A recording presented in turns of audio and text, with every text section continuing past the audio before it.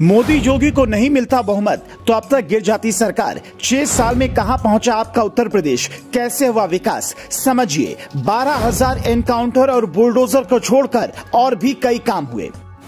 जरा सोचिए, बीजेपी को बहुमत न मिलता और मोदी योगी कड़े से कड़े फैसले लेते तो सरकार का क्या होता। मोदी एक झटके में 370 हटा देते, 3 तलाक पर फैसला ले लेते और योगी उन माफियाओं की कमर तोड़ते जिनका सत्ता में कभी सिक्का चलता था।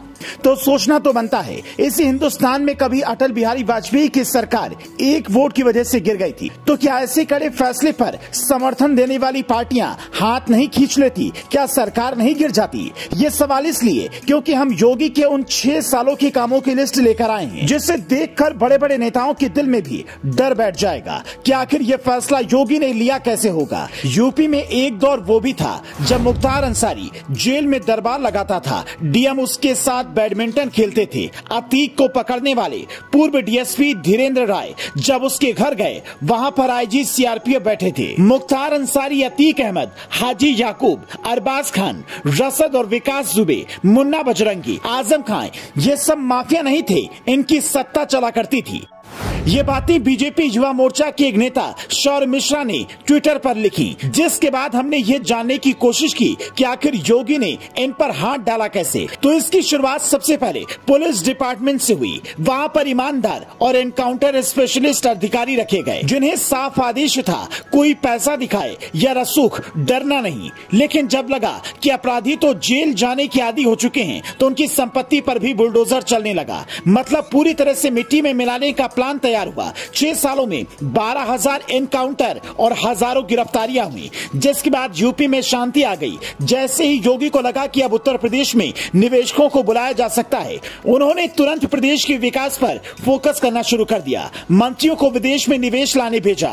नतीजा ये हुआ कि जहां 2017 में 4 लाख करोड़ का निवेश का प्रस्ताव आया, वहीं 2022 में ये 33 लाख करोड़ पहुंच गया। उत्तर प्रदेश में सड़कों का ऐसा जाल बिछा कि 13 एक्सप्रेस वे वाला ये देश का पहला राज्य बन गया। तेजी से काम हुआ।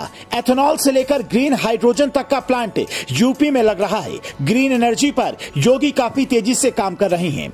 महिला सुरक्षा से लेकर टूरिज्म तक के सेक्टर में कागजों पर प्रगति दिखती है, पर कई सेक्टर में अभी भी काम होने बाकी हैं, जिस पर योगी को फोकस करना होगा। जैसे पहले उत्तर प्रदेश की छवि माफिया वाले प्रदेश के रूप में थी, अब बुलडोजर और एनकाउंटर वाली पुलिस के रूप में है, जिससे निकलना काफी जरूरी है। हर नेता की एक अलग छवि होती है। योगी की छवि सख्त नेता के तौर पर है, लेकिन हमेशा आप सख्ती से काम नहीं कर सकते। इसीलिए बुलडोजर की आड़ में पुलिस सुस्त न हो और असली आरोपी एनकाउंटर की आड़ में भाग न निकले, इसका तोड़ निकालना होगा।